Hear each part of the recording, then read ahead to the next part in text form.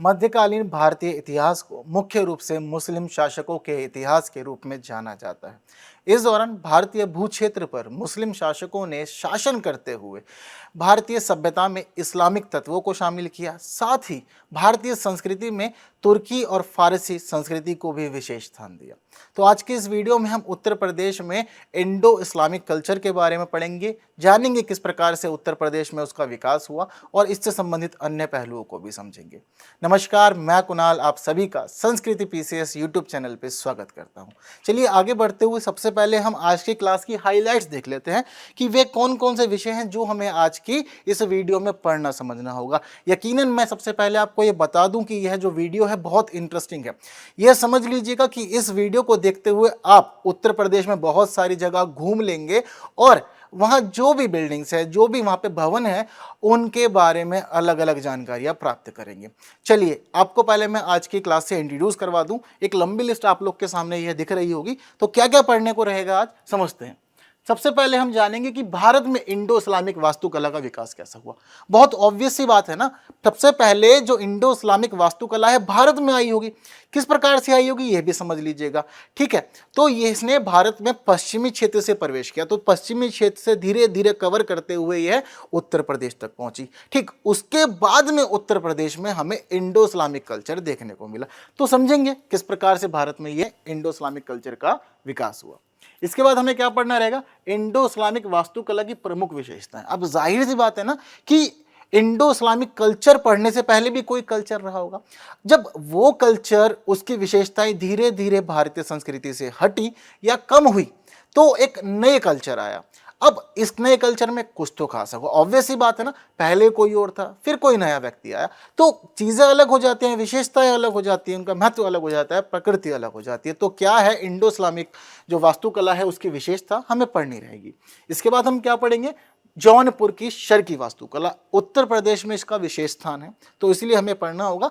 और जौनपुर में जो जो भवन, जो जो इमारतें देखने को मिलती हैं, जैसे कि अटाला मस्जिद, जामी मस्जिद, झजरी मस्जिद और लाल दरवाजा मस्जिद, देखने वाली बात यह है कि ये सारी ही मस्जिद हैं, ठीक है।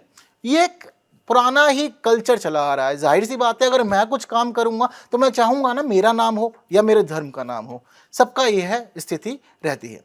अगर हिंदू शासक होगा तो वह मंदिरों का निर्माण करेंगे, हिंदुओं को संरक्षण देंगे और हिंदू कल्चर का विकास करेंगे, प्रसार करेंगे। अगर मान लीजिए कोई ऐसा शासक आ गया जिसने बौद्ध धर्म को अपना लिया, तो वह क्या करेगा, वह बौद्ध कल्चर को बढ़ाएगा, गौतम बुद्ध की अलग अलग जगह पे स्तूप बनाएगा, मूर्तियों का विकास करेगा गौतम बुद्ध की, वगैरह वगैरह। ठीक इसी प्रकार से मध्यकालीन इतिहास में शासक इस्लामिक थे, तो उन्होंने इस्लाम धर्म का प्रचार प्रसार किया। साथ ही उन्होंने जो तुर्की कल्चर है, फारसी कल्चर जो चला आ रहा था, उसकी विशेषताओं को भारतीय संस्कृति में शामिल करने का काम भी किया। ठीक, तो देखते हैं कि जौनपुर में खासतौर पर मस्जिदें बनाई गई, तो हर एक मस्जिद में अलग अलग बातें हैं, हमें आज के इस वीडियो में पढ़नी होंगी। फिर हम आएंगे मुगल कालीन वास्तुकला पे। अगर हम देखें तो उत्तर प्रदेश में मुगलों का एक लंबा शासनकाल रहा। अब ऑब्वियस ही बात है, आपका शासनकाल रहेगा, आप कौन है, बादशाह थे, तो क्या किया आपने, अलग अलग प्रकार के भवन बनवाए। ठीक, तो उनकी क्या क्या विशेषताएं हैं, किस में क्या खास बात है और कौन कहाँ स्थित है, ये बात हमें पढ़नी रहेगी इस वीडियो के अंदर। ठीक, यहां मैं आपको बता देता हूं कि आगरा का जो वर्तमान आगरा है उसका मुगलों से विशेष संबंध है, तो ये भी हम लोग यहाँ पर पढ़ेंगे। ठीक, तो उत्तर प्रदेश के अंदर आगरा में क्या क्या चीजें हैं, आगरा का किला, जहांगीर महल, इसके अलावा इलाहाबाद का किला भी पढ़ना होगा, ताजमहल पढ़ेंगे, अकबर का मकबरा भी पढ़ेंगे। यह सभी खास चीजें उत्तर प्रदेश की हैं।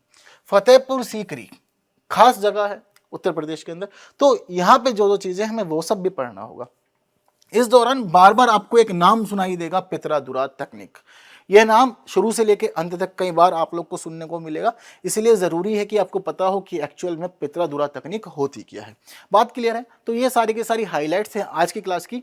तो जिस तरह से ये लंबी लिस्ट है, उसी प्रकार अलग अलग जानकारियां और इंटरेस्टिंग फैक्ट्स आपको इस वीडियो में देखने को मिलेंगे। चलिए अब आगे बढ़ते हुए देखते हैं कि क्या है प्रश्न हमारे पास आज की क्लास में देखने का। तो देखिए, यह जो प्रश्न है यह पहले ही पूछा जा चुका है, ठीक है। तो इस प्रकार के प्रश्न आपसे आगे भी पूछे जा सकते हैं, पूरी संभावना है और स्वाभाविक ही है, ठीक है ना। एग्जाम देना है तो क्वेश्चन आएंगे और अलग अलग डायमेंशन से पूछे जाएंगे। अब जब अलग अलग डायमेंशन के क्वेश्चन आएंगे तो जरूरी है ना कि जो हमारा टॉपिक है, जो सिलेबस में चीजें बताई हुई है, हमें भी उसके अलग अलग डायमेंशंस पता हो। Yes, you are right. तो ठीक इसी प्रकार यह जो प्रश्न हम लोग देख रहे हैं स्क्रीन पे, यह वर्ष 2022 में ऑलरेडी पूछा जा चुका है। आयोग की मांग क्या थी, जरा मांग देखते हैं। तो आयोग ने कहा कि यदि आपको 8 अंक लेने हैं, कितने अंकों की बात है, 8 अंकों की, तो क्या करना पड़ेगा, इस प्रश्न का उत्तर मात्र 125 शब्दों में देना होगा।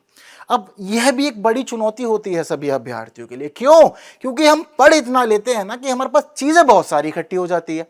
अब जब इतनी सारी चीजें इकट्ठी हो जाए और आपको कोई कह दे कि गागर में सागर भरिए, क्या करना है, गागर में सागर भरना है, यानी कि लिमिटेड वर्ड्स में आपको सभी चीजें शामिल कर देनी है। अब आपको सब बताना है, उदाहरण भी देने हैं, विशेषता भी देनी है, महत्व बताना है, उससे संबंधित कुछ और पक्ष है वो भी शामिल करना है। तो यह एक बड़ी चुनौती होती है। अब आप यहां अपने आप को कैसे पारंगत करेंगे, निरंतर अभ्यास के द्वारा। तो प्रश्न समझते हैं क्या है कि मौर्यकालीन कला एवं स्थापत्य कला की प्रमुख विशेषताओं का वर्णन कीजिए। ठीक है, तो यह देखिए किससे संबंधित था, मौर्य काल से संबंधित था।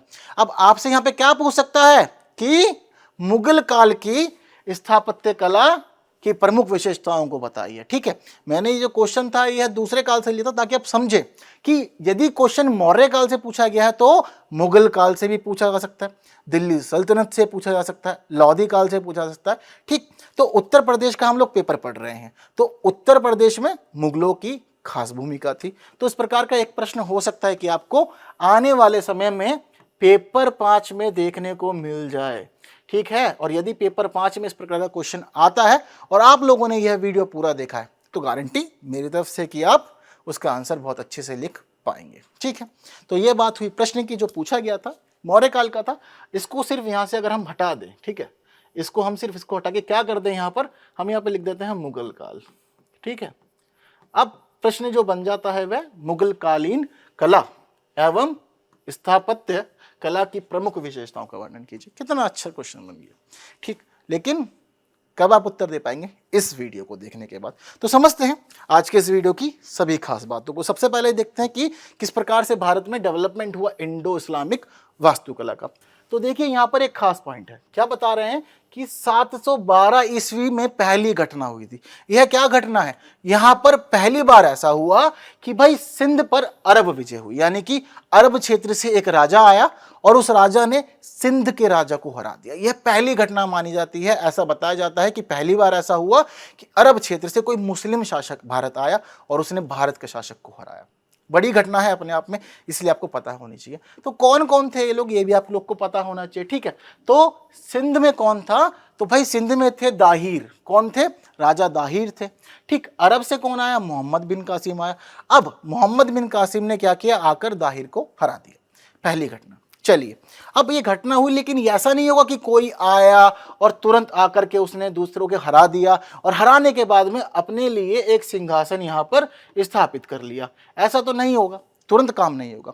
अब हम अगली घटना देखेंगे तो हमें पता लगेगा कि 712 में हरा तो दिया था पहली बार, लेकिन उसके बावजूद दिल्ली तक पहुंचने में और दिल्ली के सिंहासन पे कब्जा करने में जो अरब लोग थे, तुर्क लोग थे, उन लोग को लगभग 500 साल अभी और लगेंगे। कितने साल लगेंगे, 500 साल का समय अभी और लगेगा। कैसे, 712 में विजय तो हो गई, लेकिन इसके बाद ये एक अच्छा शासन भारत में स्थापित नहीं कर पाए थे।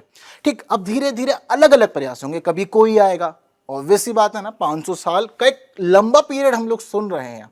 तो कभी कोई शासक आया, कभी कोई राजा आया, कोई सुल्तान, कोई बादशाह, अलग अलग उसने प्रयास किए। लेकिन ये सफलता कब हासिल हुई इनको, 12वीं शताब्दी में आके सफलता हासिल हुई। ठीक है, और 12वीं शताब्दी में जब ये जीते तो पहली बार ऐसा हुआ कि दिल्ली को 1206 में भाई पहला मुस्लिम सुल्तान मिला। यहां पर कौन था, याद करो, कुतुबुद्दीन ऐबक।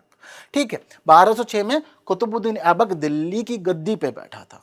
ठीक है, उसके बाद हम देखते हैं कि भारत में मुस्लिम शासकों का काल शुरू हो जाता है और हम देखते हैं कि कालानुक्रम में धीरे धीरे सब आते हैं। पहला वंश हम लोग गुलाम वंश पढ़ लेते हैं। ठीक है, उसके बाद फिर बाकी सभी धीरे धीरे आएंगे और इसी क्रम में आएंगे मुगल भी। ठीक है, तो ये बात आप लोग को क्लियर हो गई। अब एक क्लियर बात आप लोग को समझ लेनी है, मैं आपको पहले भी बता चुका हूं, दोबारा बता देता हूं कि अगर कोई इंसान जा रहा है कहीं, मैं सपोज अगर मैं जाऊं, अगर मुझे आप कहते हैं कि भाई मैं अमेरिका जाऊं, ठीक है, या आप भी जाएंगे अमेरिका, रशिया जाएंगे, ऑस्ट्रेलिया जाएंगे, तो कभी भी कोई इंसान किसी एक स्थान से दूसरे स्थान पर अकेला नहीं जाता, मैं अकेला नहीं जाऊंगा। हाँ, अब ऐसा भी नहीं है कि ज़रूरी हो कि मैं अपने मित्र को या परिवार को लेके जाऊं। ठीक है, बहुत सारे लोग सोचेंगे कि अच्छा आप अपने फ्रेंड्स के साथ जाएंगे, अरे नहीं जा रहे। अगर यदि मैं जाऊंगा तो मेरे साथ क्या जाएगा, भारत का कल्चर जाएगा। मैं वहाँ जाकर जब मुंह खोलूंगा तो एक भाषा बोलूंगा, वह भाषा हो सकता है भारतीय ही बोलूं, ज़रूरी नहीं है मैं इंग्लिश बोलूं। ठीक है, तो मैं यदि वहाँ हिंदी बोलता हूँ तो भारत की भाषा भी जाएगी। ठीक, पहनावा भी मैं लेकर के जाऊँगा, और ज़रूरी थोड़ी है कि मुझे वहाँ का खान पान पसंद आए। ठीक है, मैं वहाँ ढूंढूंगा जो चीज़ें मुझे भारत में रह करके खाना पसंद है, मैं हो सकता है वही चीज़ें वहाँ ढूंढूँ, क्योंकि हम लोग को आदत है, ऐसा होता है ना कभी कभी कि भाई शाम को दाल चावल ना मिले, रोटी सब्जी ना मिले तो मन नहीं भरता और पेट भी नहीं भरता, तो हम लोग को आदत है इन चीज़ों की। ठीक है, तो इंसान जब जाता है तो कल्चर, वहाँ की लैंग्वेज, खान पान, सभी चीज़ों को लेके जाता है। तो ठीक इसी प्रकार जब ये मुस्लिम शासक वहाँ से आए, इन्होंने भारत पे विजय प्राप्त की, किसी एक क्षेत्र पे विजय प्राप्त की, जब इन्होंने वहाँ शासन शुरू किया, अब आप राजा बन गए तो आपको क्या करना है, आपको कार्य करने होंगे। लेकिन हम लोग ना अपनी आइडियोलॉजी को नहीं बदल सकते, ये एक अलग चीज़ होती है। ठीक है, हम कुछ भी काम करते हैं ना तो हमारी विचारधारा झलकती है और देख के पता लगता है कि किस इंसान के द्वारा ये कार्य किया गया है। ठीक इसी प्रकार जब इन मुस्लिम शासकों ने भारत में काम करना शुरू किया, अलग अलग भवन बनवाए, ठीक, जन कल्याणकारी कार्य किए, सिक्के जारी किए, ठीक है, या इन्होंने वेशभूषा जो धारण की तो वो कैसी थी, वह वेशभूषा अभी भी अरब क्षेत्रों की ही थी, ये वहीं की तरह चीजों को धारण कर रहे थे। तो इसी वजह से यहाँ के कल्चर में भी फिर वो चीजें धीरे धीरे शामिल हुई। यहाँ के लोगों ने देखा, अच्छा एक नया राजा बैठा है गद्दी पे, अरे ये तो अलग कपड़े पहनता है, ठीक, अरे इसकी तो लेखनी भी अलग है। तो सभी चीजें धीरे धीरे अलग देखने को मिलती। फिर भवन बनाए उन लोगों ने, तो भवन बनाने में उन्होंने क्या किया, अपने यहाँ से वो जो कल्चर उन लोगों ने देखा सीखा समझा था, वही उन लोगों ने फिर भारतीय भवनों में भी शामिल करना शुरू कर दिया। ठीक है, तो इस प्रकार धीरे धीरे क्या हुआ, भारत में इंडो इस्लामिक वास्तुकला का विकास होने लग गया और चीजें शामिल हो गई। ठीक है, तो इसके बारे में बताते हैं कि इस प्रकार मध्यकालीन वास्तुकला में भारतीय शैली के साथ साथ फारसी शैली भी देखने को मिलती है, उसका संगम मिलता है। तो इसीलिए जो शैली है, ये जो हम पढ़ रहे हैं पूरा कल्चर, इसको क्या कहते हैं, इंडो इस्लामिक वास्तुकला या भारतीय अरबी वास्तुकला के रूप में इसको जाना जाता है। क्लियर है इतनी बात? स्टोरी के माध्यम से समझाने की कोशिश कर रहा हूं ताकि आप अच्छे से चीज़ों को याद कर ले और ना भूलें आगे। ठीक है, यदि आप एग्जाम में अच्छा प्रदर्शन करेंगे तो आपको याद रहेगा ना कि आपने संस्कृति आईएएस की ओर से सभी चीज़ें सुनी जानी समझी थी। ठीक है, चलिए आगे बढ़ते हैं। तो आगे क्या बात यहाँ पे की गई है कि विशेषताएं क्या हैं। अब भारत में तो कल्चर डेवलप हो गया, अब जब कल्चर डेवलप होगा तो हमें विशेषताएं भी देखने को मिलेंगी। क्यों, पहले वाली से ये अलग है इसलिए देखने को मिल रहा है। तो क्या बताते हैं कि जब इंडो इस्लामिक वास्तुकला भारत में हुई तो क्या देखने को मिला कि भाई इन्होंने पहले से जो चली आ रही थी लिट्टन शहतीर शैली, भारत में लिट्टन शहतीर शैली का एक लंबा इतिहास रहा है, तो इन्होंने बदल दिया। इन्होंने कहा कि नहीं नहीं नहीं, ये अपने बस की बात नहीं है, ये यहाँ का कल्चर है, हम अपना कल्चर बनाएंगे। तो उन्होंने क्या किया, जो इंडो शहतीर शैली थी कैसी थी, इसमें दरवाजे कुछ इस प्रकार के हुआ करते थे। ठीक है, तो इन्होंने बदल दिया। इन्होंने क्या शुरू किया, मेहराब और गुंबदों का उपयोग शुरू किया। इसके अलावा गेट के अलावा और भी चीजें होती हैं, धीरे धीरे आपको पता लग जाएंगे। तो इन्होंने क्या किया, मेहराब और गुंबदों का इस्तेमाल इन्होंने शुरू कर दिया। ठीक है, अगर आप देखें, मेनली आपको उदाहरण देता हूं मैं मुगल कालीन। अगर आप कभी भी गेट देखते हैं या मेहराब देखेंगे तो मुगल कालीन जो भी मेहराब होंगे उनमें आपको इस प्रकार का कल्चर देखने को मिलेगा। आपको अलग अलग जगह गुंबद देखने को मिलेंगे। ठीक है, तो अलग अलग गुंबद भी इन्होंने डेवलप किया। तो ये सभी जो कल्चर था किसका था, ये सब धीरे धीरे मुस्लिम शासकों ने डेवलप किया भारत में। ठीक है, तो इस शैली में मेहराब थे इसलिए इसको मेहराबदार शैली भी कहा जाता है। अब इन लोगों ने क्या शुरू किया, कल्चर, मस्जिदों का कल्चर भारत में शुरू किया। पहले जब हिंदू शासक हुआ करते तो मस्जिदें नहीं बनती थी भारत में, तो इन लोगों ने क्या किया, मस्जिदें बनानी शुरू की। क्यों, क्योंकि देखिए हम जब कहीं भी जाते हैं तो हम कोशिश करते हैं, अगर हम शासक हैं तो हम क्या करेंगे कि कोशिश करेंगे कि लोग हमारे धर्म से इन्फ्लुएंस हों और उसके बाद वो उसको स्वीकार करें और हमारे रीति रिवाजों का पालन करें। तो इसलिए मस्जिदें बनाएंगे ताकि जो लोग इस्लाम धर्म में आस्था रखते हैं वो लोग नमाज अदा कर सकें। इसके अलावा मकबरे शुरू कर दिए उन्होंने बनाना। ठीक, मकबरे क्यों बनाए जाते हम सभी जानते हैं कि जो भी पूर्वज है उनको स्थान दिया जाता है। इसके अलावा चारों और मीनारों का उपभोग इन्होंने किया, यानी कि मकबरे तो बनाए, उसके बाद मीनार बनानी शुरू कर दी। तो इससे पहले यदि आप देखेंगे तो भारत में मीनारों का कल्चर नहीं था, लेकिन जब ये लोग आ जाते हैं तो मीनारों का कल्चर शुरू हो जाता है। जैसे कि एक खास मीनार हम सभी जाने तो कौन सी है, कुतुब मीनार, ठीक है। तो खास है अपने आप में, इसी काल में वह भी बनी थी, बट वो दिल्ली में, हमें उत्तर प्रदेश पे खास ध्यान देना है, ठीक है।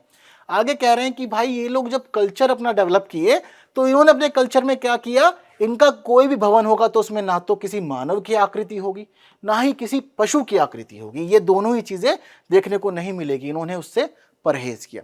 पीछे चलेंगे तो क्या देखेंगे कि देवी देवताओं की मूर्तियां देखने को मिलती हैं अलग अलग भवनों में, ठीक है। और हम लोग क्या करते हैं कि देवी देवताओं से हमारे पशु भी जुड़े हुए हैं, तो हम उनको भी खास स्थान देते थे। तो वही चीजें हम बता रहे हैं कि जब इस्लामिक कल्चर डेवलप हुआ तो इन्होंने इन सभी चीजों से परहेज किया। इसके अलावा क्या विशेषता थी, विशालता, यानी कि इंडो इस्लामिक कल्चर में जो भवन बनेंगे वो बड़े होंगे, व्यापक होंगे और वृहदता इनमें ज़्यादा होगी, ठीक है। यानी कि डायमेंशन इसके अंदर ज़्यादा होंगे, चीज़ें ज़्यादा जुड़ी हुई होंगी, एक ही जगह पे आपको अलग अलग चीज़ें देखने को मिलेंगी और उस पर अलग अलग तरह की कलाकारी की गई होगी, ठीक। मूर्तियों के स्थान पर अलंकरण के साधन के रूप में इन्होंने सुलेखन या सलेखन का उपयोग किया, ठीक है। सुलेखन भी कहते हैं, कई किताबों में सलेखन मिलेगा। तो इन्होंने क्या किया, अब सजाने के लिए लोग मूर्तियां नहीं स्थापित करते थे, ठीक है, कोई भी मूर्ति नहीं बनाएंगे, क्या बनाएंगे, सलेखन। अगर आप बिल्डिंग्स देखेंगे जो पहले बन चुकी थी तो उन इमारतों में अरबी भाषा का प्रयोग किया गया है, कहीं पे कुरान की आयतें लिखी गई हैं, ठीक है। तो इन लोगों ने इस कल्चर को शुरू किया, यानी कि सलेखन लिखावट शैली इन लोगों ने शुरू कर दी। इसके अलावा बताते हैं कि अरबेस्क विधि का उपयोग में भी वृद्धि हो गई। किसकी, अरबेस्क। तो यह क्या होता है, ये एक तने के प्रकार की, यानी कि आप क्या करेंगे, पेड़ के जैसे पत्तियां हो गई, फूल हो गए, तने को आपस में जोड़ेंगे बना बना कर, ये इन लोगों ने कल्चर शुरू कर दिया। तो ये जो कल्चर होता है ना, इसको अस्बेक विधि कहते हैं, ठीक है। अब ये जो अस्बेक विधि है, अब इस विधि से आपको एक प्री का क्वेश्चन सॉल्व करने में मदद मिलेगी। हो सकता है कि आगे आपसे पूछ ले प्रीलिमिनरी एग्जामिनेशन में कि अस्बेक विधि क्या होती है, तो आपको यहाँ मैंने बता दिया, अब आप बता पाएंगे आगे, ठीक है। तो यह बात सारी जो थी वो विशेषताएं हैं किसकी, इंडो इस्लामिक वास्तुकला की। सिर्फ इतनी विशेषता नहीं थी, और भी विशेषताएं थी, जरा समझते हैं और विशेषताएं क्या है। तो बड़े पैमाने पर ज्यामिति के सिद्धांतों का उपयोग उन्होंने किया। कौन से सिद्धांत, ज्यामिति। इनकी जो बिल्डिंग्स होंगी ना वो कोई भी स्ट्रेट नहीं होगी, सीधा सीधा काम नहीं करेंगे। ये क्या करेंगे, ये अपने भवनों को कर्व्स देंगे, ठीक है, या फिर ये उसको तिरछा बनाएंगे। ये सभी चीजें इन लोगों ने शुरू कर दी। अगर गेट भी बनाएंगे तो सीधा गेट नहीं बनाना है, ठीक है, इसमें थोड़ा सा आर्ट दिखाओ, फॉर्मूले लगाओ और एक अच्छा शेप दो जिससे कि ये ठीक दिखे, ठीक है। तो ये सभी चीजें इन लोगों ने बनानी शुरू कर दी। आगे जाली का जटिल कार्य किया। अब आप देखेंगे कि जितने भी इस दौरान भवन बने सब में आपको जालियां दिखेंगी, ठीक है, क्या दिखेंगी, जालियां बनी हुई होंगी। ये झरोका, जाली बनाना, खिड़कियां बनाना, ये कल्चर यहां से शुरू हो जाता है। अब आप लोग सोचेंगे कि ये क्यों या किस लिए। देखो हर चीज के पीछे कुछ ना कुछ कारण होते हैं। जैसे कि ये लोग कहां से आए, अरब से आए। अरब क्षेत्र में आप देखेंगे गर्मी रहती है, तो खिड़की बनाने का या जालियां बनाने का दो कारण, पहला प्रकाश और दूसरा वायु, ठीक है, आपको हवा भी मिलती रहेगी इससे, ठीक। तो उस समय कहाँ पंखे हुआ करते थे, ऐसा तो नहीं था ना स्विच ऑन किया और देख रहे हैं हम ऊपर कि एक फैन घूमना शुरू हो गया और बस अब आनंद आ रहा है। एसी भी नहीं थे इन लोग के पास में, ठीक है। अब जब ये सभी चीज़ें नहीं थी तो हम लोग क्या करेंगे, विकल्प ढूंढेंगे कि कैसे चीज़ों को अच्छा कर सकते हैं। तो खिड़कियाँ इस समय ही डेवलप हुई काफ़ी ज़्यादा, और हर बिल्डिंग में देखेंगे कि अलग अलग तरह से खिड़कियों का उपयोग किया जाना शुरू हो गया, ठीक है। अब ये लोग जो बिल्डिंग बनाएंगे उनके आंगन में फूल देखने को मिलते हैं, यानी कि बाग देखने को मिलेंगे। फव्वारे भी बनाते हैं ये लोग, ठीक है। पहले ये कल्चर नहीं हुआ करता था, कहीं कहीं होता था, बट इनका फिक्स था कि देखो कुछ भी बना रहे हो भाई ये सभी चीज़ें शामिल करो, ठीक है। छोटी नालियों का इस्तेमाल भी लोग करते थे, किस लिए, जल प्रवाह हुआ करता था, ठीक है, इसके माध्यम से। तो ये सभी काम भी इन लोगों ने शुरू कर दिए। अब आप देखेंगे कि हम लोग एग्जाम्पल लेते हैं मुगल काल का, सीधा मुगल काल पर चलते हैं। तो मुगल कालीन स्थापत्य की एक खास बात क्या है, आप देखेंगे कि इन लोगों ने हर जगह पे जलाशय बनाए, यानी कि आपको हर बिल्डिंग में दिखेगा कि एक स्थान होगा जहां पानी आपको मिलेगा ही मिलेगा। तो ऐसा क्यों था, क्यों ये लोग पानी का इस्तेमाल इतना करते थे और कोशिश करते थे कि भवन में एक स्थान हो जो पानी के लिए मुख्य हो। तीन कारण बताए जाते हैं जिस कारण ये इस्तेमाल करते थे इतना जल का और जलाशय बनाया करते थे। तो पहला हो गया धार्मिक प्रयोजन, ठीक है। एक प्रथा है जैसे सभी धर्मों में हम देखते हैं, तो पूजा अर्चना करने से पहले या इस्लाम धर्म में नमाज अदा करने से पहले हाथ पैर मुंह धोया जाता है। तो एक रीज़न ये भी माना जाता है, ठीक है, साफ रहना, तो धार्मिक प्रयोजन की वजह से हो गया। दूसरा, अगर आप जलाशय बना रहे हैं तो आप पक्षियों को यहाँ पर एक सुविधा देंगे, आपके पास पक्षी आएंगे और वह जल ग्रहण कर सकते हैं, ठीक है। अगली बात, परिसर का शीतलन। तो आपने जो भवन बनाया है, तो मुगल कालीन भवन काफ़ी बड़े हुआ करते थे, तो यदि हवा वहाँ से बहती है तो जल के माध्यम से वो ठंडी हो जाएगी, तो पूरा परिसर जो है ठंडा रहेगा, ठीक है। अगली बात, सजावटी उद्देश्य, तो थोड़ा सा डेकोरेशन का काम भी इससे हो जाता था, जो चीज़ें बनती थी, जो भवन बनते थे वो थोड़े अच्छे दिखते थे। आगे कह रहे हैं कि बाग शैली भी इन्होंने डेवलप की, यानी कि आपको दिखेगा कि मुगल कालीन जो भी भवन है वहाँ बाग भी बनाए जाते हैं, तो जर्नली 4 बाग शैली हमें देखने को मिलती है। अगर कोई भवन है, कोई बिल्डिंग है जो मुख्य भवन है, ठीक है, तो आपको दिखेगा उसके चारों तरफ, ठीक है, पीछे एक बाग होगा, फिर इधर एक बाग, इधर एक बाग, इधर एक बाग, हर तरफ एक बाग बनाया जाता था। हर जगह पे यह कल्चर है बना हुआ। कभी घूमने जाइएगा कहीं भी, चाहे आप लाल किले जा रहे हैं, ताजमहल जा रहे हैं, तो आपको ये सभी चीज़ देखने को मिलती हैं, ठीक। इसके अलावा पितरादुरा तकनीक का उपयोग भी इसी काल में शुरू हुआ। कब? हम देखते हैं इस्लामिक कल्चर में, खास तौर पर मुगल कालीन कल्चर में यह शुरू हो जाएगा। अब पितरादुरा तकनीक क्या है ये भी समझ लीजिए। तो पितरादुरा में क्या होगा, आप संगमरमर का इस्तेमाल करेंगे। संगमरमर के ऊपर पत्थरों के माध्यम से, नगों के माध्यम से क्या होगा, अलग अलग अच्छी अच्छी आकर्षक आकृतियां बनाई जाएंगी, फूल बनाए जाएंगे, पत्तियां बनाई जाएंगी, ठीक। इंसान नहीं बनेंगे, ठीक है। तो फूल पत्तियां वगैरह शुरू हो जाएंगी और अच्छे अच्छे डिजाइन तैयार होंगे। तो जब ये चीजें आएंगी तो उसको पितरादुरा नाम दिया गया है। क्लियर है बात सारी की सारी, ठीक। तो ये सारी की बात विशेषताओं की थी जो हमें इंडो इस्लामिक वास्तुकला में देखने को मिलती है, ठीक है। चलिए अब आगे बढ़ लेते हैं और हमें क्या समझना है, जौनपुर का शर्की वास्तुकला। तो यहाँ पर एक खास बात क्या है, अब तक हम लोगों ने विशेषताओं को देख लिया। अब हम लोग जिस तरह से हाइलाइट्स आपको दिए थे, मैंने बताई थी सभी चीज़ें, तो अब हम उसी क्रम में आगे बढ़ेंगे, ठीक है। तो क्या क्या दिखाया था आप लोग को मैंने, कि जब हम इन दोनों चीज़ों को समझ लेंगे, अब जौनपुर की शर्की वास्तुकला समझेंगे। इसमें सारी मस्जिदें ही हैं। फिर मुगल कालीन हम लोग स्थापत्य पे आ जाएंगे, ठीक है। तो पहले जौनपुर की ओर चलते हैं और आप लोग को प्रयास करते हैं जौनपुर घुमाने का। चलिए, तो मस्जिदें घूमनी है जौनपुर की, कैसे कैसे घूमेंगे देखते हैं। तो इस शैली का जो प्रारंभ था वो किसने किया, फिरोज तुगलक के पुत्र सुल्तान नसीरुद्दीन महमूद शाह के वजीर ख्वाजा जहां ने किया था, ठीक है। लंबी जो थी ये क्रम चला आया, ठीक है। फिरोज शाह तुगलक, उसका पुत्र और उसका वजीर जिसका नाम था ख्वाजा जहां, उसने ये काम शुरू किया। अब कैसे किया होगा ये बात समझ लीजिएगा कि इसने 1394 ईस्वी में कोई बिल्डिंग बनवाई होगी, ठीक है, कुछ ना कुछ इसने बनवाया होगा। तो इन लोगों ने क्या बनवाया था, हमने देखा था कि जौनपुर में मस्जिदें हमें पढ़नी है, ठीक। तो इसने मस्जिदों का निर्माण करवाना यहीं से शुरू किया, ठीक। इस शैली में अनेक इमारतें, मस्जिदों एवं मकबरों का निर्माण देखा जाता है। इस शैली की प्रमुख विशेषता क्या है कि वर्गाकार स्तंभ बनेंगे, यानी कि जो स्तंभ होगा वो कैसा होगा, वो चकोर रहेगा एक तरह से, ठीक है। उसको सर्कल नहीं बनाया जाएगा, ट्रायंगल नहीं बनाया जाएगा, राउंड शेप नहीं होगी, वर्गाकार स्तंभ होगा। तथा छोटी गैलरी बनेगी भवनों में और तिरछी दीवारें होंगी, यानी कि दीवारें जो सीधी होनी चाहिए वो हल्की सी झुक जाएंगी, ठीक। इस प्रकार की कुछ हमें देखने को मिलेंगी। यह भी बता रहे हैं कि जब आप जौनपुर में हैं तो आपको मीनार देखने को नहीं मिलेगी, यानी कि एक बिल्डिंग के ऊपर दूसरी बिल्डिंग नहीं होगी। क्लियर बात है। चलिए आगे देखते हैं क्या कह रहे हैं कि जौनपुर की इस्लामी स्थापत्य कला की प्रमुख विशेषताएं निम्नलिखित हैं। क्या क्या है, प्रवेश द्वार आदि के अग्रभाग पर तोरण के समान संरचना होगी, ठीक है। क्या बना हुआ होगा, तोरण, द्वार, इस तरह से चीजें बनी होंगी। अब आपको यह समझ लेना है कि यहाँ पर विशेषताएं हम क्यों समझ रहे हैं, ठीक है। जनरली अगर आपसे क्वेश्चन यह पूछता है कि जौनपुर की जो वास्तुकला है उसके बारे में बताइए, ठीक है, तो आपसे पूरी संभावना है वो विशेषताएं जरूर पूछेगा, ठीक है। ये एक खास पहलू है, ठीक, जो आपसे पूछा जाएगा। तो जब वो आपसे विशेषताएं पूछेगा तो जरूरी है कि आपको पहले पता हो। तो इसी क्रम में हम आपको ये सभी चीजें बता रहे हैं, ठीक है। तोरण के समान संरचना यानी कि द्वार होगा और द्वार पे जो गेट बना हुआ उस पर कुछ कुछ चीजें डिजाइन से की गई होंगी जिससे कि वो अच्छा लगे और ज्यादा। घुमावदार मेहराब होंगे, यानी कि जो मेहराब बनाया जाएगा उसको आप देखेंगे तो उस पर आपको देखने पर राउंड राउंड दिखेगा, ठीक है, वो स्ट्रेट नहीं होगा पूरा, एक घुमावदार उस पर डिज़ाइन बनाया गया होगा। मीनारों का अभाव इस कला की मुख्य विशेषता है। ठीक, अब इस शैली के प्रमुख उदाहरण क्या क्या हैं जो हमें पढ़ने रहेंगे, तो देखते हैं। इसमें अटाला मस्जिद और जंजरी मस्जिद खास है। किसने बनवाई थी? इब्राहिम शाह शर्की ने बनवाई थी, दोनों ही मस्जिदें। फिर हमें पढ़नी रहेगी जामी मस्जिद, किसने बनवाई थी? हुसैन शाह ने। और फिर हमें पढ़नी होंगी लाल दरवाज़ा मस्जिद, किसने बनवाई? मोहम्मद शाह ने। तो ये सभी चीज़ें अभी हम लोग को पढ़नी है। तो क्या है खास इनमें, देख लेते हैं। पहली बात अटाला मस्जिद की।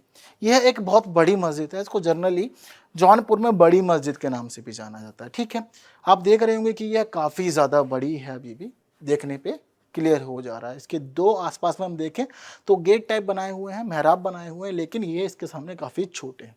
इसके ऊपर से ये जो फोटो जिसने ली थी उसने स्ट्रेट ली थी, तो एक टावर भी दिख रहा है, जो टावर बहुत अधिक ऊपर नहीं जा पा रहा है। इसके बाद तो हाइट बहुत ज़्यादा है।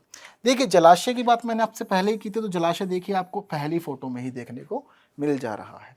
चलिए समझ लेते हैं अटाला मस्जिद के बारे में। तो क्या कह रहे हैं, निर्माण किसने करवाया था इसका पहली बात तो जो निर्माण हुआ था यह अटाला देवी मंदिर को तोड़कर किया गया था। ठीक है, यानी कि आज हम जो अटाला मस्जिद पढ़ रहे हैं, इससे पहले यहाँ पे क्या हुआ करता था?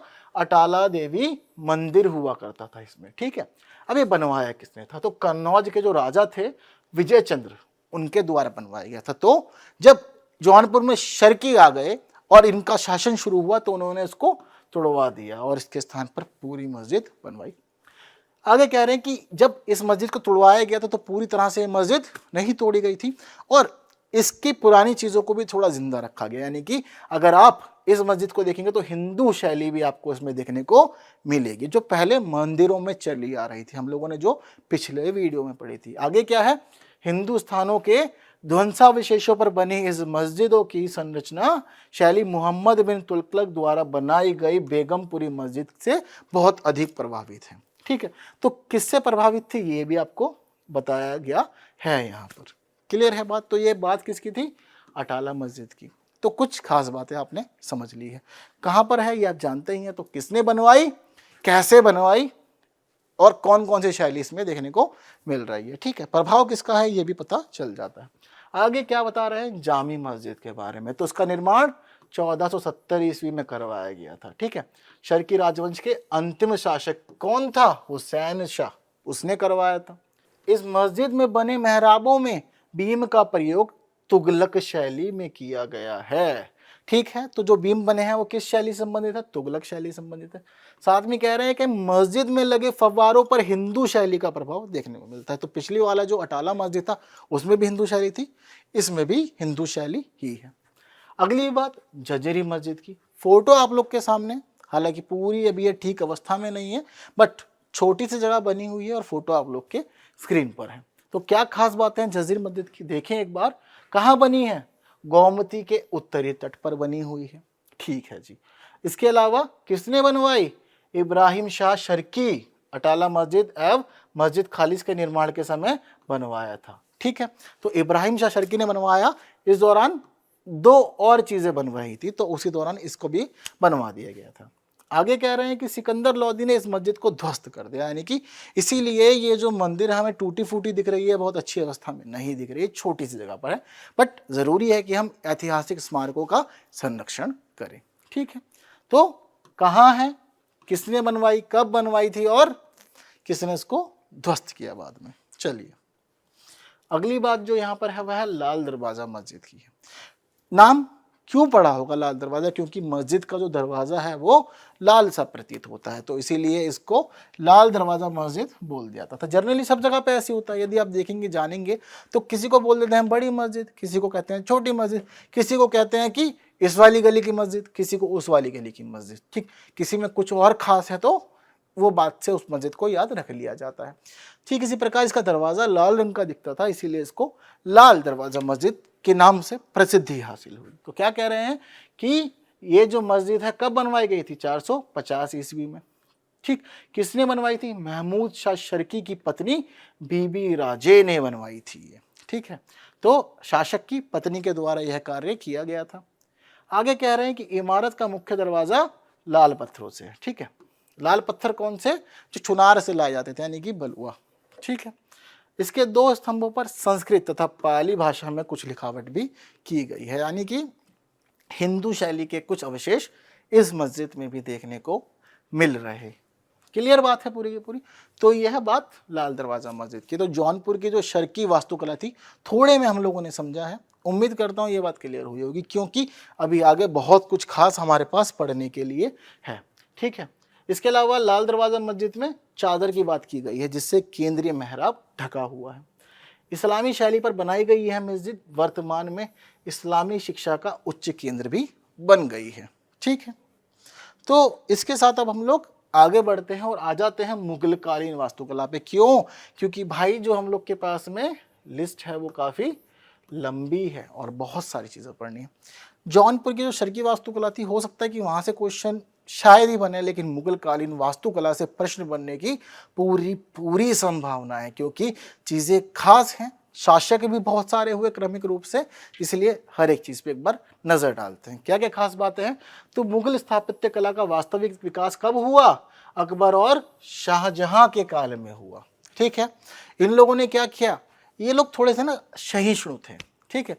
तो कोई शासक ऐसा होता है जिसको कल्चर से कोई मतलब नहीं होता, उसके हाथ में सिर्फ तलवार होती है और वो बस घोड़े पे दौड़ता है, और दौड़ते दौड़ते उसकी जो लक्ष्य होता है वो होता है कि आसपास के क्षेत्रों को जीत लेना है और अपने आप को दूर तक फैलाना है, नाम करना है कि हाँ, इसका शासक काल जो था उसमें राज्य का प्रसार बहुत अधिक हुआ, यह कार्य।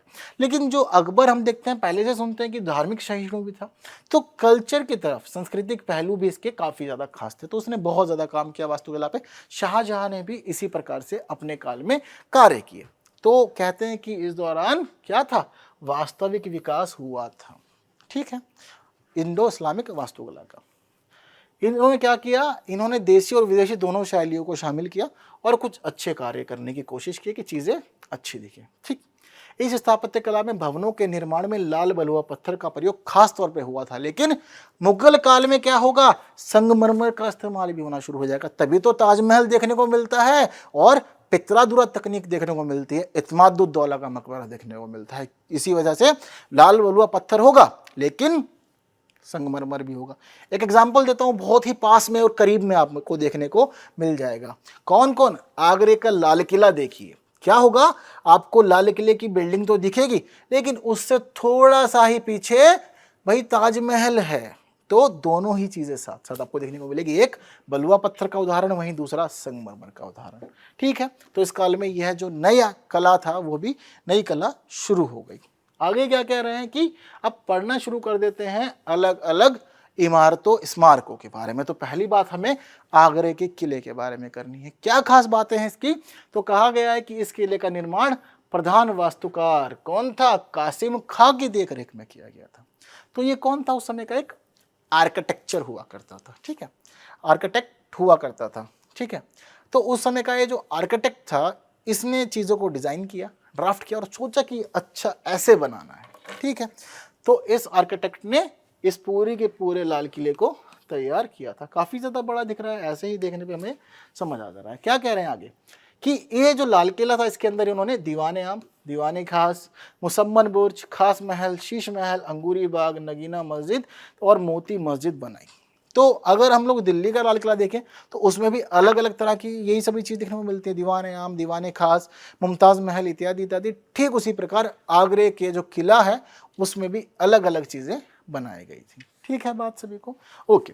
आगे बस के बारे में क्या कहा गया है जरा वो भी देख लेते हैं। तो उसके बारे में यहाँ पर यह बताया गया है कि इसका मुख्य द्वार दिल्ली दरवाज़ा के नाम से प्रसिद्ध है, यानी कि ऐसा माना जाता है कि इसका जो मेन गेट है वहाँ से सीधा दिल्ली आ सकते हैं। चलिए, इसके दोनों ओर 2 अष्टभुजीय बुर्ज बने हुए हैं, ये इसकी एक खास विशेषता है।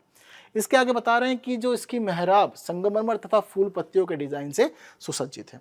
तो मैंने क्या बताया था, ये लोग किसका इस्तेमाल नहीं करेंगे? इन लोगों ने अपने भवनों में मानव आकृति का उपयोग नहीं किया और साथ साथ में इन्होंने पशु पक्षियों का प्रयोग भी नहीं किया, बट किसका प्रयोग किया? इन्होंने फूल पत्तियों का उपयोग बहुत ज़्यादा किया है।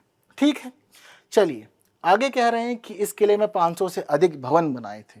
ठीक है, जब ये पहली बार बना तो 500 से अधिक भवन थे, लेकिन बाद में बताते हैं कि कालांतर में जो अन्य मुगल शासक हुए, यानी कि अकबर के जो उत्तराधिकारी थे, उन्होंने इन्हें तोड़ना शुरू कर दिया और तोड़ के सोचा कि कुछ अलग अलग करो, क्योंकि जगह बहुत ज़्यादा घिरी हुई है, भवन काफ़ी ज़्यादा हो गए।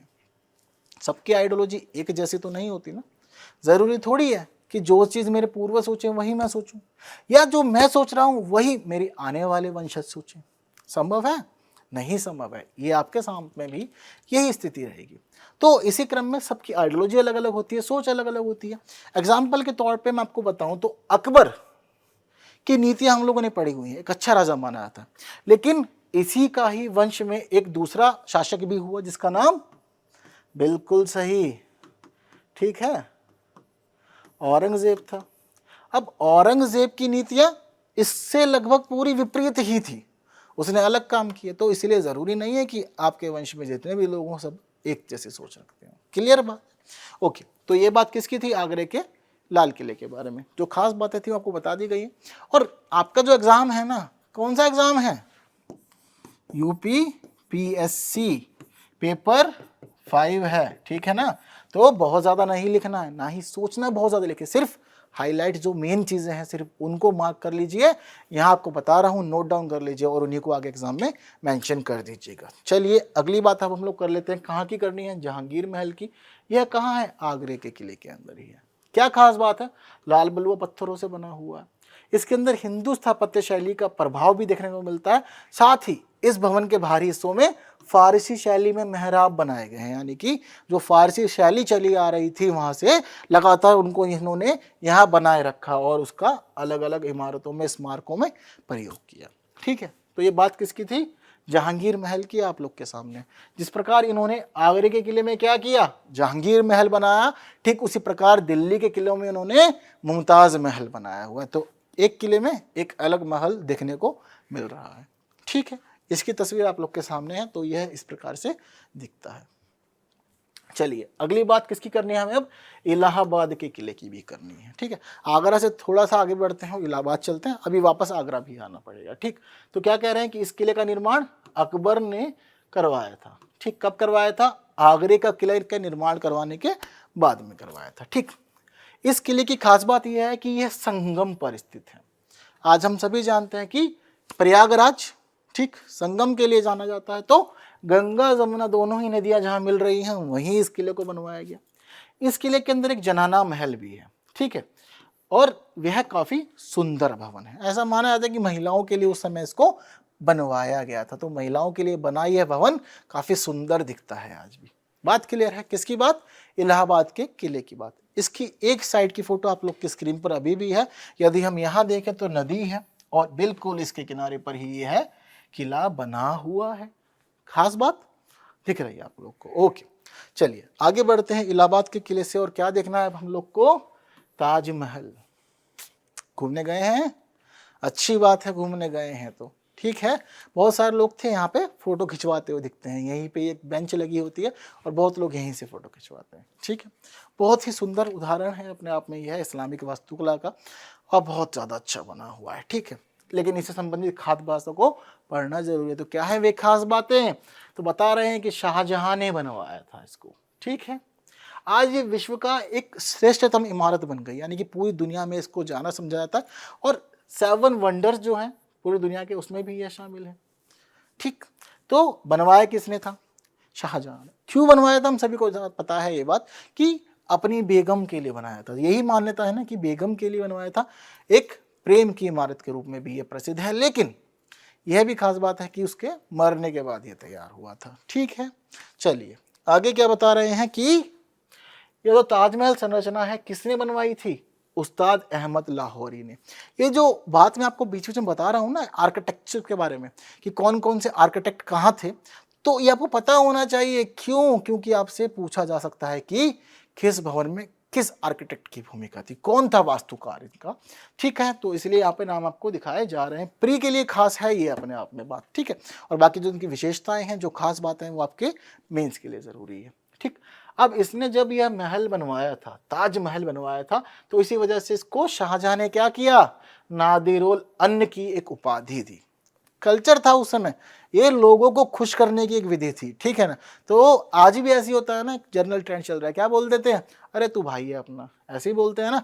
तो ठीक उसी प्रकार से उस समय उपाधि दे देते थे, जाओ तुम शेर ए हिंद हो, तुम क्या हो, तुम केसरे हिंद हो, ठीक है। इसी तरह की अलग अलग उपाधि देती थी और लोग बड़ा प्रसन्न होते थे, अच्छा अब मुझे ये उपाधि मिल गई है, मैं बादशाह का खास हूं। तो ठीक है, कल्चर चला आ रहा था खुश करने का, तो उसको ही आगे इस प्रकार से बढ़ाया गया। और हम देखते हैं कि लगातार आगे भी अंग्रेज भी इस नीति को अपनाएंगे और अंग्रेज भी देंगे उपाधियां। किसी को बोल देंगे तुम कौन हो, तुम राजा हो, किसी को बोलेंगे तुम कौन हो, तुम लॉर्ड हो। ये कल्चर वहां भी बना रहेगा, खुश करने की प्रथा है, ठीक है। तो क्या कह रहे हैं कि यह ताजमहल इतना ज्यादा खास था कि इसको यूनेस्को ने विश्व विरासत स्थलों की सूची में शामिल कर लिया। 1983 में यह काम किया गया था। बात क्लियर है आप लोग को? तो ये फैक्ट भी याद रखिएगा, आपसे पूछ सकता है एग्जाम में कि कब इसको शामिल किया गया था। ऐसे ही एग्जाम में कुछ क्वेश्चन देखे थे कि 2023 के प्री में पूछे गए थे। इतनी बात क्लियर है। चलिए ताजमहल से आगे बढ़ते हैं और क्या हम लोग को देखना है अब, फतेहपुर सीकरी। क्यों बनाया गया था फतेहपुर सीकरी? तो इसको अकबर ने बनाया था। क्यों बनाया था? अपनी गुजरात विजय को मार्क करने के लिए। इसने उस समय गुजरात में एक अभियान किया था जिसमें ये जीत गया था, तो फतेहपुर सीकरी इसलिए इसने बनवाया था, एक नया शहर बसाया था अपनी जीत को दिखाने के लिए, ठीक है। तो आगे क्या कह रहे हैं कि इस समय इसने इसको राजधानी बनाया और राजधानी बनाने के बाद वहां पे महल बनवाए, मस्जिद बनवाई, खानका, अलग अलग चीजें बनवाई। तो फतेहपुर सीकरी के अंदर कुछ खास भवन है। कौन कौन से भवन है, जरूरी है कि आपको पता हो। फतेहपुर सीकरी का बुलंद दरवाजा बहुत ज्यादा फेमस है, बहुत लोग इससे जर्नली ही परिचित है, लेकिन उसके अलावा भी कुछ कुछ चीजें हैं। तो क्या है, पहली बात हम लोग करते हैं किसकी, जोधाबाई के महल की, ठीक है। समझिए, अकबर जोधा, टीवी सीरियल भी तो चला था बीच में, देखे होंगे ना। गुड, अच्छा काम किया। चलिए, सीकरी में निर्मित भवनों में यह महल सबसे बड़ा है, यानी कि सबसे बड़ी बिल्डिंग बनवाई गई है जिसको जोधा महल के नाम से जाना जाता है, जोधाबाई के महल के नाम से जाना था। क्या कह रहे हैं, लाल बलुआ पत्थर का इसमें इस्तेमाल हुआ, हालांकि संगमरमर भी इसमें शामिल था। इसके अतिरिक्त भारतीय शैली की भी इसमें चीजें देखने को मिलती है, जैसे कि कोष्ठकों का प्रयोग। अब ये कोष्ठक क्या होते हैं, ट्रांसलेट करने जाओगे गूगल तो उसको ब्रैकेट दिखा देगा, बट ये कहाँ बनाए जा रहे हैं, तो यह विंडोज पे बनाए जाते हैं। क्यों, कवर करने के लिए, तो इसको ही कोष्ठक शैली कहते हैं, ठीक है। तो यह भी इसमें देखने को मिल रहा है। इस महल की छतें जो हैं, छत एवं गुंबद कैसे हैं, चिकने रंगीन पत्थरों से बने हुए हैं, ठीक है। जो महल के छत है तो क्या है, उसके जो गुंबद हैं चिकने रंगीन पत्थरों से बने हैं। इसके अलावा इस महल पर गुजरात शैली का भी प्रभाव है, यानी कि हिंदू शैली का भी प्रभाव दिख रहा है, ठीक है। साथ साथ में गुजरात शैली का प्रभाव भी दिख रहा है और लाल बलुआ पत्थर के साथ साथ में संगमरमर का प्रयोग भी इसमें किया गया है। चलिए, यह भी एक खास बात है, ठीक है। तो आगे देखते हैं क्या खास बात यहाँ पर हो गई है। इससे आगे कह रहे हैं कि अब यहाँ पर पढ़िए बीरबल के महल के बारे में, ठीक है।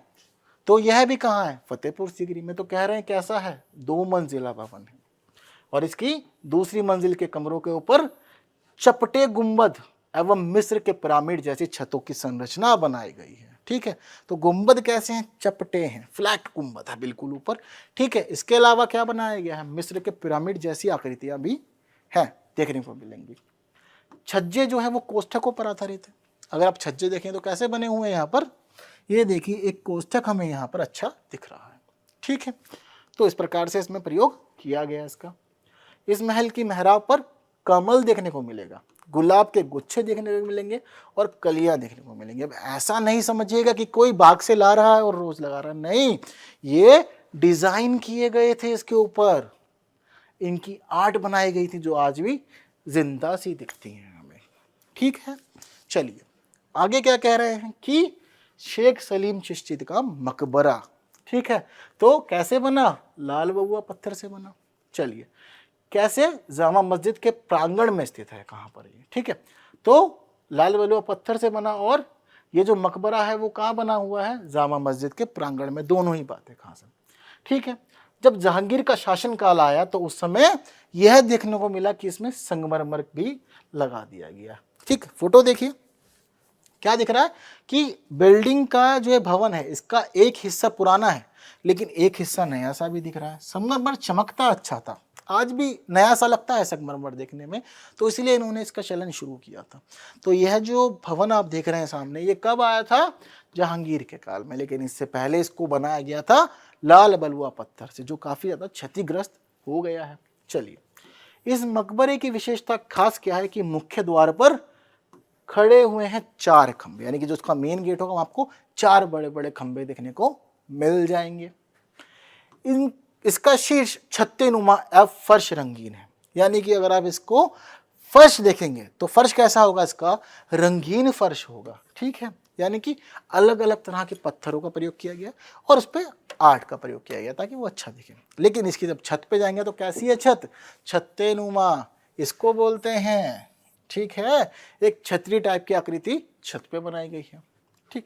जनरली क्यों? जैसे कि हम लोग क्या करते हैं कि सिपाहियों को खड़ा कर देते हैं।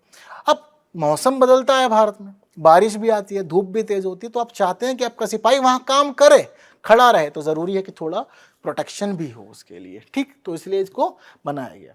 सुंदर जालियों का प्रयोग किया गया। बता चुका था कि इंडो इस्लामिक कल्चर में जालियों का खास स्थान है। तो देखिए ये जो गेट भी हैं यहाँ पे आसपास में किस तरह के हैं? जाली नुमा है। यदि क्लियर नहीं दिख रहा है तो जाइए, लेकिन वीडियो खत्म होने के बाद, है ना, अभी नहीं जाना है, रुकिए अभी, तो उसके बाद में जाइएगा, सर्च कीजिएगा हर एक इमेज को, अच्छे से जूम कर करके देखिएगा, चीज़ें आपको बहुत अच्छी दिखेंगी। बात क्लियर है? तो ये सारी बात किसकी थी? शेख सलीम चिश्ती के मकबरे की। आगे किसकी बात की हुई है यहाँ पर? बुलंद दरवाज़ा की। पहले बता चुका हूँ, बहुत खास इमारत है ये, है फतेहपुर सीकरी की। एक बड़ा दरवाज़ा, बहुत ज़्यादा बड़ा था उस समय, ये इंसान बहुत छोटे दिखे इसके सामने, इसलिए इसको नाम बुलंद दरवाज़ा दिया गया था, ठीक है। तो उसकी विशेषताएं क्या खास हैं कि सीकरी में स्थित जामा मस्जिद की दक्षिणी दीवार में भारत के सबसे ऊंचे द्वार को बनाया गया था। तो पूरे भारत में सबसे बड़ा है भाई, इससे बड़ा दरवाज़ा कहीं नहीं मिलेगा। हाइट देखें तो 134 फीट है इसकी, ठीक है। यहाँ से इसको नापेंगे तो कितना है? 134 फीट्स, ठीक है। लेकिन यहाँ पर यह बात भी कहे गए हैं कि दरवाजे तक अगर आपको पहुंचना हो तो पूरी जो हाइट है वो 176 फीट बन जाती है। यानी कि जहां ये दरवाज़ा बनाया गया, दरवाजे से नीचे भी इसको एक अच्छी खासी हाइट दी गई, जिस वजह से जो हाइट है वो बढ़ करके 176 फीट्स हो गई है। क्लियर है बात? आगे कहे गए हैं कि दरवाज़ा जो है लाल और पीले बलुआ पत्थर से बना है। ये आपको एक नई टर्म यहाँ सुनने को मिलेगी। अब तक क्या सुन रहे थे? लाल बलुआ पत्थर या फिर संगमरमर। बताते हैं कि इसमें पीले पत्थर का इस्तेमाल भी किया गया है, जो कि हमें दिख भी रहा है। इस्तेमाल तो हुआ है पीला पत्थर इसमें, ठीक है।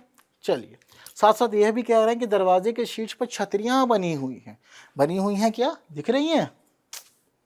बिल्कुल बनी हुई हैं। तो इसको भी आपने ध्यान रखना है। क्या जरूरत है दरवाजे के ऊपर छतरी बनाने की?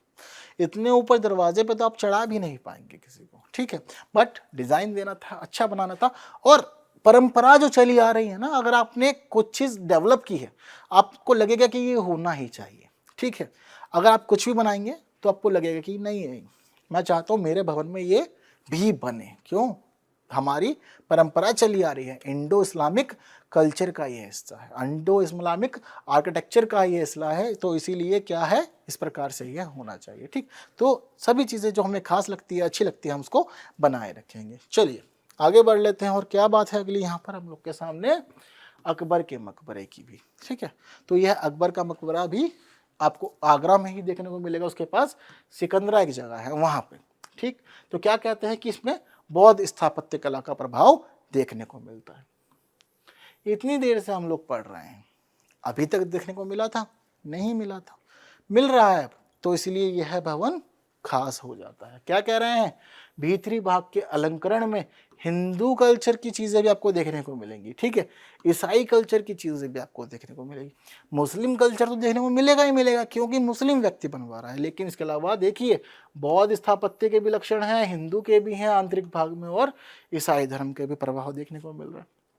कहते हैं कि यहाँ पर ईश्वर के जो नाम लिखवाए गए हैं ना, अलंकरण जो किया गया है, वहाँ पर अल्लाह के साथ में अकबर भी लिखा हुआ है। इसके अलावा हिंदू और इस्लामिक धर्म के कल्चर भी चीज़ें देखने को मिल रही हैं। इसके अलावा जहाँ खता लूहू तथा स्वास्तिक चिन्ह देखने को मिलेगा। स्वास्तिक चिन्ह किससे संबंधित है? हिंदू धर्म से। बना हुआ है अंदर, ईसाई धर्म का क्रॉस भी यहाँ पर बना हुआ है और इत्यादि अवस्थित है, यानी कि आपको अलग अलग धर्मों के जो धार्मिक प्रतीक हैं वो देखने को मिल रहे हैं यहाँ पर। ठीक, तो इस मामले में भी जो अकबर का मकबरा है ना, ये बहुत ज़्यादा खास हो जाता है। इंपॉर्टेंट फैक्ट्स हैं, सभी चीज़ें बता रहा हूँ, ज़रूरी है कि आप इनको नोट डाउन करें अपने एग्जाम्स के लिए और एग्जाम रेडी हो जाएं। चलिए आगे बात किसकी है, पितरादुरा तकनीक की। समझाता हुआ आ रहा हूँ, बार बार नाम भी आ रहा है। तो यह कहाँ की जाती है, संगमरमर पे यह पूरी आर्ट की जाती है। एक आर्ट आपके सामने दिखाई गई है, पत्थर संगमरमर का है, लेकिन इस पे नक्काशी की गई है बहुत अच्छी, और अलग अलग छोटे छोटे रंगीन पत्थरों को जोड़ा गया है इस पे, और देखिए कितने प्यारे प्यारे डिजाइन बनाए गए हैं। तो यही सब बात यहाँ पे लिखी हुई है। जहांगीर के शासनकाल में इमारतों में इसका शुरुआत हुई और पितरादुरा तकनीक सामने आई। इमारत की दीवारों को कीमती रत्नों से बने फूलों की आकृति से सजाया जाता था। सबसे पहले पितरादुरा तकनीक का इस्तेमाल किसने किया था, इत्मादुद्दौला के मकबरे में किया गया था। ये एक इम्पॉर्टेंट फैक्ट है जो आपके प्रिलिमिनरी एग्जाम में पूछा जा सकता है, तो इस फैक्ट की जानकारी आपको रहनी चाहिए, नोट डाउन कर लीजिए बिल्कुल। अभी इसका निर्माण किसने करवाया था, नूरजहां ने करवाया था। ठीक है, किसका, इत्मादुद्दौला के मकबरे का। ठीक है, पहली बात, पहला ऐसा यह मकबरा है जिसमें पितरादुरा तकनीक का इस्तेमाल हुआ, नूरजहां के द्वारा बनवाया गया था। लेकिन तकनीक किसने शुरू की थी, खासतौर पे ये भी आपको ध्यान रखनी है, तो जहांगीर के शासनकाल में इस तकनीक की शुरुआत की गई थी। ठीक है, तो यह बात थी पितरादुरा तकनीक के बारे में। ठीक है, तो इस समय क्या हुआ था, लाल बलुआ पत्थर की जगह पे संगमरमर का चलन अधिक हो गया था। मुगल स्थापत्य कला की दृष्टि से शाहजहां का शासनकाल अपने आप में बहुत विशेष माना जाता है, और शाहजहां के शासनकाल को स्वर्णिम काल बुलाया जाता है। तो आपको ये बात ध्यान रखनी है कि कोई दूसरा शासक होगा जिसके काल में चित्रकारी बहुत ज़्यादा फेमस हो जाएगी, किसी के काल में संगीत आगे बढ़ेगा। ठीक है, तो इसी प्रकार अभी हम लोग क्या पढ़ रहे हैं, स्थापत्य। तो मुगल कालीन जो स्थापत्य था उसका स्वर्णिम काल किसके समय माना जाता है, शाहजहां के समय माना जाता है। इसका खास उदाहरण अभी आप लोग को बता चुका हूँ, ताजमहल। ठीक है, तो बात सारी की सारी क्लियर हो गई है, तो यह भी एक इम्पॉर्टेंट फैक्ट है यहाँ पर। ठीक, तो यह सभी बातें आप लोगों ने जान ली है। ये पूरा का पूरा जो लेक्चर था, पूरी क्लास थी, आपको क्यों दी गई थी, ताकि आप मेंस रेडी हो सकें, और यदि आपसे उत्तर प्रदेश में इंडो इस्लामिक वास्तुकला से संबंधित कोई प्रश्न पूछा जाए तो आप बेहतरीन तरीके से उसको अटेम्प्ट करें और अच्छे से अच्छे अंक प्राप्त करें। चलिए, आपको आज उत्तर प्रदेश घुमाया, मध्यकालीन उत्तर प्रदेश समझाया, तो मैं समझता हूँ कि चीज़ें आपको क्लियर हुई होंगी और बहुत कुछ अच्छा नया नया जानने समझने को मिला होगा। तो क्लास इंटरेस्टिंग लगी है, जल्दी से लाइक कर दीजिए। वीडियो को अगर आपने शेयर नहीं किया है, आपके बाकी साथी भी तो है ना, वो भी तैयारी कर रहे हैं, तो क्यों अकेले अकेले पढ़ना, उनको भी पढ़वा दीजिए। ठीक, तो बाकी लोगों के साथ शेयर करना ना भूलें। चैनल सब्सक्राइब नहीं किया, जल्दी से सब्सक्राइब कर लेना है। ठीक, और कमेंट करके आप अपने रिव्यूज़ हमें दे सकते हैं, ताकि हम चीज़ों को और बेहतर बनाएं और सुधार लें। अगली वीडियो में फिर मिलेंगे, कुछ नया विषय लाएंगे आप लोग के लिए, आपको नई जानकारी दे के जाएंगे। तब तक के लिए विदा दीजिए, धन्यवाद, थैंक यू सो मच।